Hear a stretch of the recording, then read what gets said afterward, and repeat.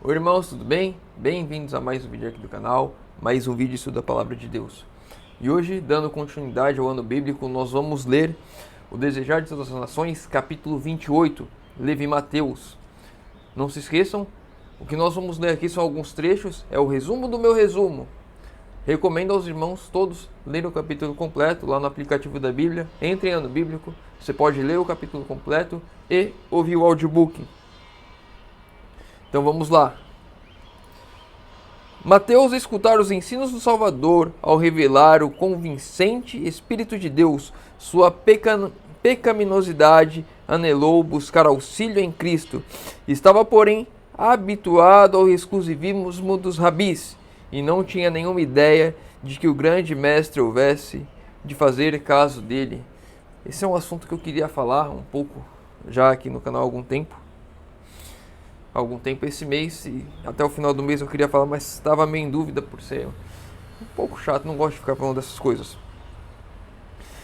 Muitas vezes, dentro da igreja, eu e você podemos ter um espírito ou ver esse espírito de que somos exclusivos. A que ponto? A excluir pessoas de determinadas classes ou que praticam ou praticaram alguns determinados pecados e afastamos elas, dizendo que o Deus que me salvou não pode fazer nada por aquela pessoa. Um exemplo aqui, estamos no mês de junho, mês 6, e é o conhecido como o mês do orgulho gay. E muitas vezes, dentro da igreja, essas pessoas são discriminadas, sim, pelos irmãos. Calma, que a gente já vai chegar lá. Onde eu quero chegar? Não é que é para discriminar, mas também não é para endeusar, apoiar a causa ou coisas do tipo. Um dia, achando-se sentado na alfândega, viu o publicano a Jesus. Levi Mateus viu Jesus, que se aproximava. Grande foi sua surpresa ao ouvir as palavras que lhe foram dirigidas. Segue-me. Mateus, deixando tudo, levantou-se e o seguiu. Não houve nenhuma hesitação, nenhuma dúvida, nenhum pensamento para o lucrativo negócio a ser trocado pela pobreza e as privações. Era suficiente o estar com Jesus, ouvir das palavras e a ele unir-se em sua obra. Por que eu falei dessa questão de não podemos e não devemos exaltar? Porque, infelizmente, algumas pessoas vendo essa classe que rejeita só de olhar os rabis, os mestres da lei, que já excluem.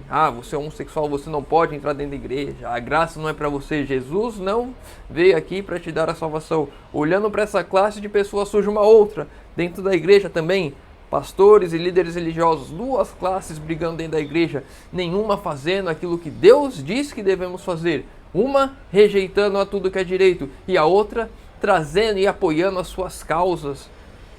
Cantores da igreja, pastores da igreja, compartilhando posts na internet e coisas assim, exaltando o mês do orgulho gay, como eles devem se orgulhar dos seus pecados, como diz lá em Isaías, se não estou enganado, eles publicavam, eles se orgulhavam, eles se vangloriavam dos seus pecados lá em Sodoma e Gomorra, e aí essas pessoas que estão sim em pecado, estão sim fazendo aquilo que desagrada a Deus, que muitas vezes não conhecem que aquilo desagrada a Deus, algumas vezes conhece e ainda assim rejeita ou critica, como tem um indivíduo na internet que se chama o gay adventista, que acha que isso tem que ser exaltado, que Deus apoia esse tipo de coisa, e aí essas pessoas se unem e levantam uma causa dentro da igreja, falando, vamos apoiar os homossexuais, e agora eles têm que ser homossexuais dentro da igreja, aí é o gay adventista e tantas outras coisas que aparecem, nenhum extremo, nem outro extremo.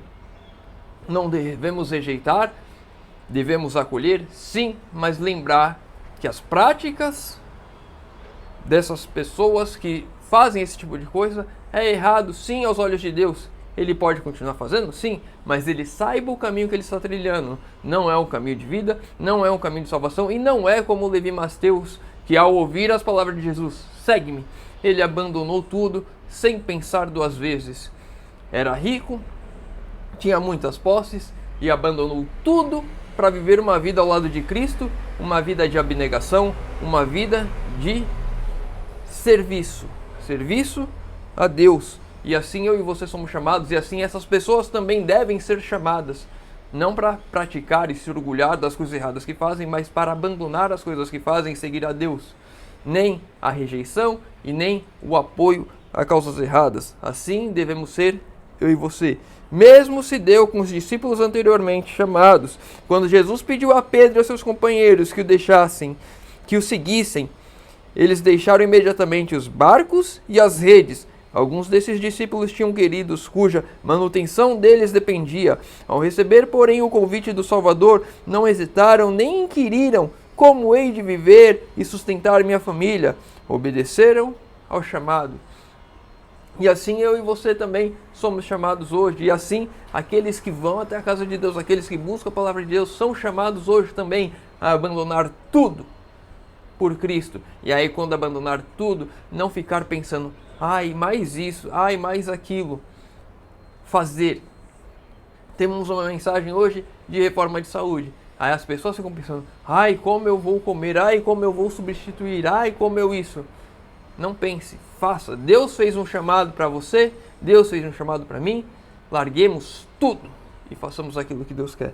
Deus quer que vivamos uma vida no campo.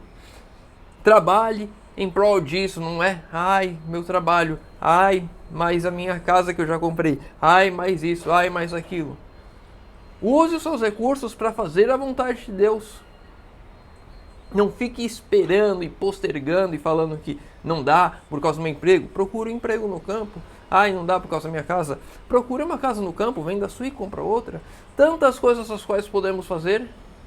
E muitas vezes negligenciamos e deixamos as coisas de lado, hesitando, não fazendo o que Deus nos pede agora, com urgência. Mateus em sua riqueza, como André, e Pedro em sua pobreza, a mesma prova foi apresentada. A mesma consagração foi feita por cada um. Não importa ser rico ou ser pobre. Quando Deus chama, o chamado é o mesmo. Cada qual tem que abandonar aquilo que está lhe prender nessa terra e seguir a Cristo. Assim, toda pessoa é provada quanto ao mais forte desejo, se bens temporais, se a companhia de Cristo. Assim eu e você somos provados hoje. Esse mundo que me atrai, que me prende, ou a Cristo?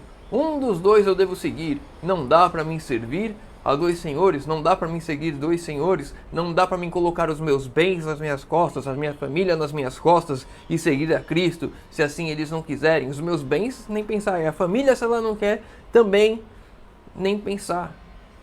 Devo colocar a Cristo e seguir a Cristo como a primeira das coisas que eu devo fazer. O princípio é sempre de caráter exigente. Homem algum pode ser bem-sucedido no serviço de Deus, a menos que nele ponha inteiro o coração. Não seremos bem-sucedidos ao seguir a Cristo se estivermos tentando arrastar as coisas desse mundo conosco. Isso é um peso que não podemos carregar. E considere todas as coisas como perda pela excelência do conhecimento de Cristo. Ninguém que faça qualquer reserva pode ser discípulo de Cristo, e muito menos seu colaborador.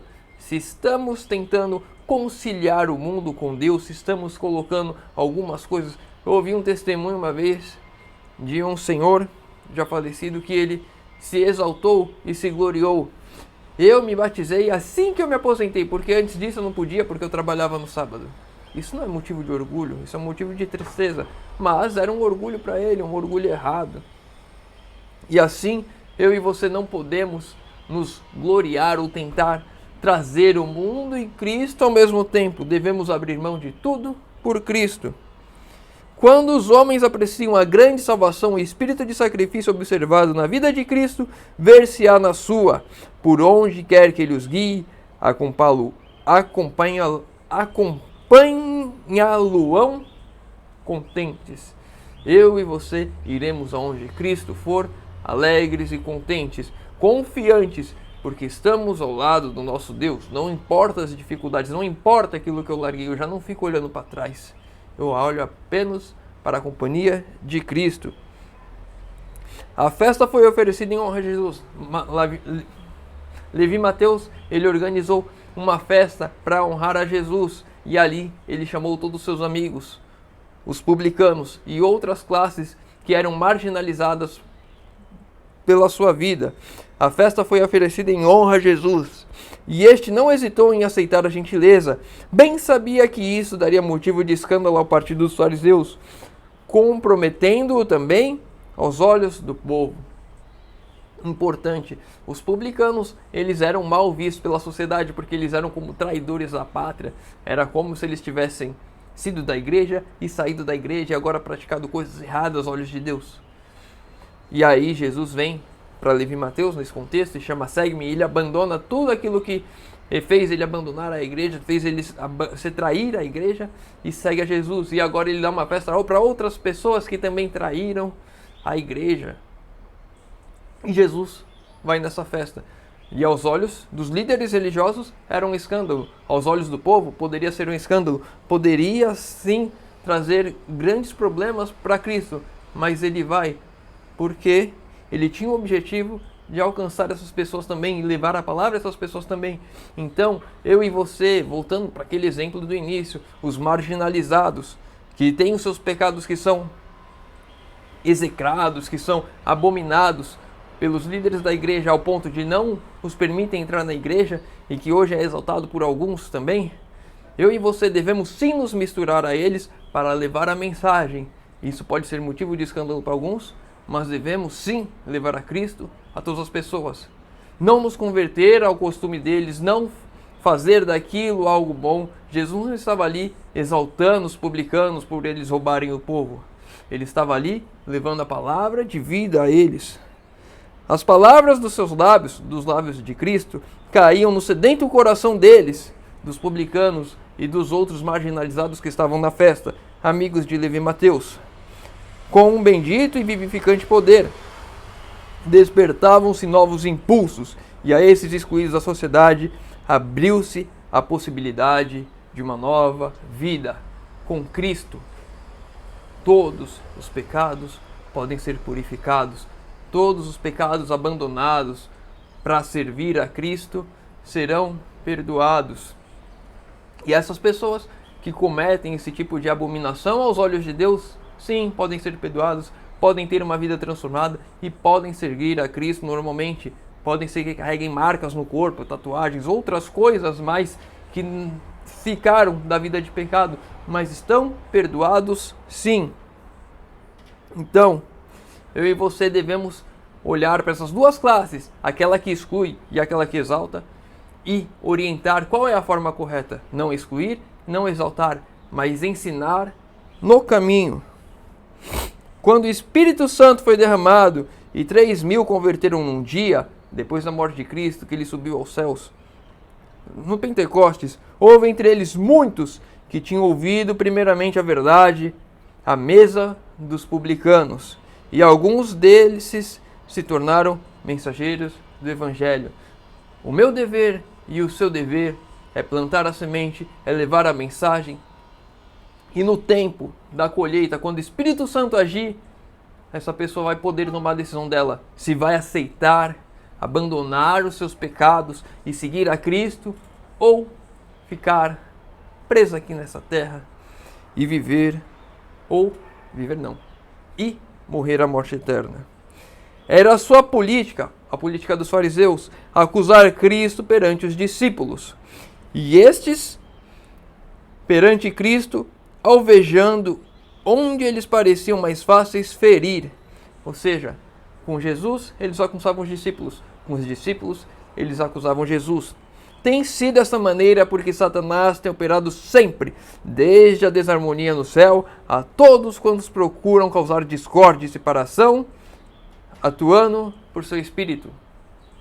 Os dois extremos que estão implantados no nosso meio estão sendo usados por Satanás para destruir, para causar discórdia, para não levar avante a obra de conversão daqueles que realmente desejam a conversão.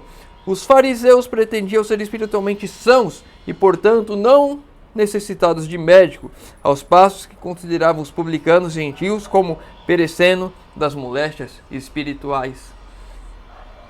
Pessoas puras, maravilhosas como os fariseus, pessoas puras e maravilhosas, como os adventistas do sétimo dia, que acham que são puros, sãos, perfeitos e que por guardarem as leis, por praticarem todas as cerimônias, como nós vamos ver daqui a pouco do jejum é a guarda do sábado, é a Santa Ceia, essas coisas já acham que vai estar pavimentando o caminho da salvação, quando na verdade, quando essas coisas estão sem Cristo, estão andando em um caminho de obras vazias. Conquanto os fariseus presumissem tanto de si, encontravam-se na verdade em piores condições que aqueles a quem desprezavam. Os publicanos eram menos hipócritas e presunçosos, estando assim mais aptos a receber a influência da verdade. Quanto mais eu e você nos prendemos às coisas, mais eu e você estamos caminhando para um caminho de perdição. Mais eu e você estamos nos afastando de Deus. Aqueles fariseus, eles estavam crentes que eram puros e perfeitos porque eles guardavam a lei, porque eles estudavam as escrituras e achavam que aquilo iria dar salvação, enquanto os publicanos, eles sabiam que eram marginalizados, que eram mal vistos pela sociedade, eles sabiam que cometiam alguns pecados, muitas vezes, mas eles estavam dispostos a abandonar tudo aquilo. Eles não eram hipócritas, eles sabiam o erro que cometiam e, com a verdade, com a influência da verdade, eles estavam mais suscetíveis a abandonar aquilo. Um pecador que conhece o seu pecado é muito mais fácil de se arrepender e de se entregar a Cristo do que um pecador que não reconhece o seu pecado. João Batista rejubilara ao ver o Salvador, que, ocasião de regozijo, não tinha os discípulos, a quem cabia o privilégio de andar e falar com a majestade do céu. Não era esse tempo de lamentarem e jejuarem, deviam abrir o coração para receber a luz de sua glória, para que, por sua vez, projetasse a luz sobre os que estavam sentados nas trevas e sombra da morte. Muitas vezes, eu e você decidimos fazer as coisas no momento errado. E os discípulos de João Batista estavam sendo manipulados pelos fariseus, assim como eles tentaram manipular os discípulos, manipular a Cristo, estavam sendo manipulados a acusar a Cristo e os seus discípulos porque eles não estavam jejuando e estavam em uma festa, em um banquete que foi promovido por um publicano. Quando na verdade aquele não era um momento de jejum, e sim de levar a mensagem, e sim de estar ali com aqueles para compartilhar o pão da vida. Jesus disse que aquele não era o momento de jejuar, mas o momento certo iria chegar em que eles deveriam jejuar. Os fariseus procuravam exaltar-se pela rigorosa observância de formas, ao passo que tinham o coração cheio de inveja e contenda. Não são as minhas obras que vão me fazer estarem salvos, porque essas obras aqui eram um motivo de ego para os fariseus, porque eles se orgulhavam das obras dele, eles tinham prazer nas obras deles, e ao passo que causava inveja ver Jesus fazendo obras muito maiores que eles e salvando pessoas, quebrando as correntes das tradições que eles faziam, que era um fardo para a lei de Deus. Eis, diz a Escritura, que jejuais para contendas e rixas, e para ferirdes com punho iníquo, jejuando assim como hoje, não se fará ouvir a voz do alto. Jejuavam por motivos errados. Senhor, destrói o meu inimigo. E eles jejuavam por esse motivo. Senhor, aqueles pecadores dos publicanos estão aqui. Aqueles pecadores dos homossexuais estão querendo entrar dentro da igreja. Destrói eles, Senhor. E não converte o coração deles, Senhor. Me ajuda a me purificar, Senhor. Me purifica, para que eu possa levar a mensagem de salvação a eles, que eles possam aceitar e se converter. É essa que devia ser a oração deles, era esse, em prol desse objetivo que deveria ser o jejum. Mas eles estavam focados na destruição dos inimigos. Já estamos chegando a 20 minutos, eu vou ler só mais 2 textos aqui. Então vamos lá. Os instrumentos a serem usados na obra evangélica são as pessoas que recebem com alegria a luz e a elas enviada por Deus. São esses seus instrumentos para a comunicação do conhecimento da palavra da verdade ao mundo. Os instrumentos a serem usados na obra evangélica são as pessoas que recebem com alegria a luz. Quando eu recebo uma luz, quando eu recebo o chamado, quando a palavra vem a mim, eu recebo com alegria e faço aquilo que Jesus me pede. Jesus me pede, abandona tudo e segue-me. Eu faço. Jesus me pede, para de comer isso. Eu faço. Jesus me pede, come aquilo que você não comia antes. Eu como. Jesus me pede, guarda o sábado. Eu guardo. Aquilo que Jesus me pede, eu assim o faço. São esses os instrumentos para a comunicação do conhecimento da verdade ao mundo. Quem recebe a luz com alegria vai comunicar a luz com alegria. A sua vida vai ser uma vida alegre que comunica a luz às pessoas ao seu redor.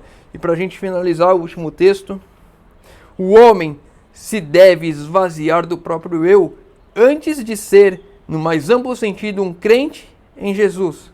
Se você quer seguir a Cristo, se você quer de fato ser um crente em Jesus, deve primeiro abandonar o eu. Tudo aquilo que me prende a essa terra, tudo aquilo que me afasta de Deus, a isso eu abandono para seguir a Cristo. Quando se renuncia ao eu, então o Senhor pode tornar o homem uma nova criatura. Quer ser uma nova criatura transformada por Cristo? Abandona o seu eu. Não é aquilo que eu gosto, aquilo que eu quero, aquilo que eu tenho. É o que Cristo quer para mim, o que Cristo tem para mim e aquele que é a vontade de Cristo para mim. Quando essa for a minha vontade, a vontade de Cristo em minha vida, então eu serei uma nova criatura transformada por Jesus. Vamos encerrar por aqui hoje, já foram mais de 20 minutos. Se o irmão tem algum comentário, lê o capítulo completo, deixa nos comentários para a gente crescer e estudar juntos, aprendermos juntos. Se tem alguma dúvida, deixa nos comentários, eu vou responder. Se tem o seu pedido de oração, deixa nos comentários que eu vou estar orando. Então, vamos fechar os nossos olhos para falarmos com Deus. Senhor Deus, Pai amado, por favor, Senhor, obrigado pela leitura de hoje. Obrigado, Senhor, pela mensagem que temos. Uma mensagem de conversão do nosso próprio eu, de destruição do eu, Senhor, para que o Cristo viva, abandono das nossas vontades, para aceitar as Tuas vontades, Senhor. Por favor, nos ajude a não sermos nenhum dos dois grupos, aquele que rejeita pessoas e aquele que apoia causas erradas, Senhor amado. Apoiamos e façamos somente a Tua vontade, Senhor. Te pedimos isso em nome de Jesus. Amém. Meu irmão, fica com Deus e que Deus te abençoe.